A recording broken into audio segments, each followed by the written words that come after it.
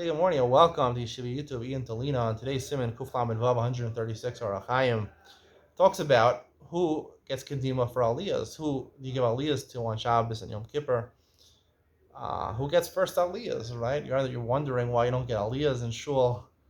Look no further than this halacha. Who do you give shlishi, ravi, chamishi? Who do you give it to? First, you give it to people who are servicing Talmidei Chachamim, who are servicing the tzibur actively, Rabbanim, Rashi Yeshivas.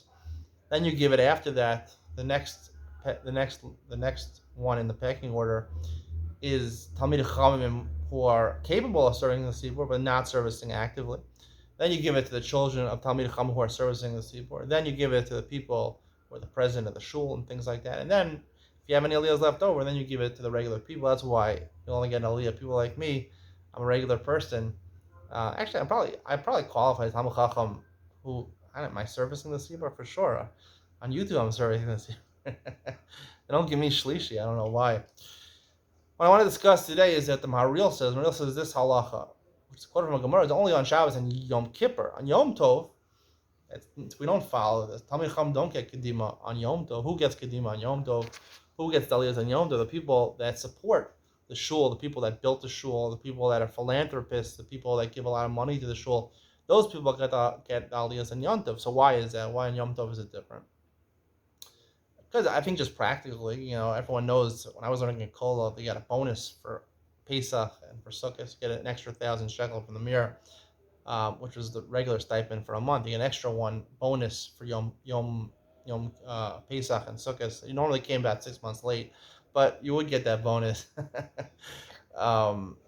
because it costs a lot of money to make Sukkot and Pesach. It does, and Shabbos and Yom Tov, yes, it costs money. There's Tomchei Shabbos, but what's really expensive is to make a Pesach, to buy all that food, the kosher Pesach food is expensive, Sukkah is expensive, dollar minim, you gotta build a sukkah, and you need wine, special meat for Simchas Yantav. So usually philanthropists play a key role in helping a lot of people in the shul afford a Yantav. So Yantav is usually a lot more expensive than a Shabbos.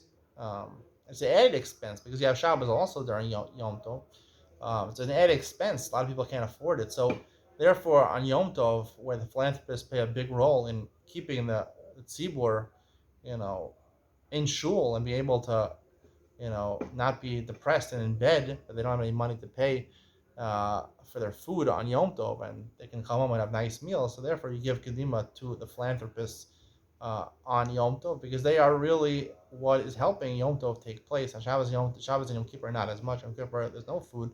On Shabbos, the expenses are less, and they're also people have a routine by Shabbos. They're able, if people don't have so much money, they spend less on Shabbos. Yom Tov people usually go all out. So therefore, even though the Maril isn't right there, I think that's the reason the minhag is to give kedima to big philanthropists, big virim on the aliyahs of Yom Tov. The way I think it is now is that people actually the Grim have to buy their own aliyahs. They're auctioned off a lot of times on Yom Tov. But according to this halacha, they shouldn't be auctioned off. You should give it to them as debt of gratitude for the philanthropy that they're doing to help keep the tzibur having a simchas Yom Tov. Hope you enjoyed today's share. See you in the next one.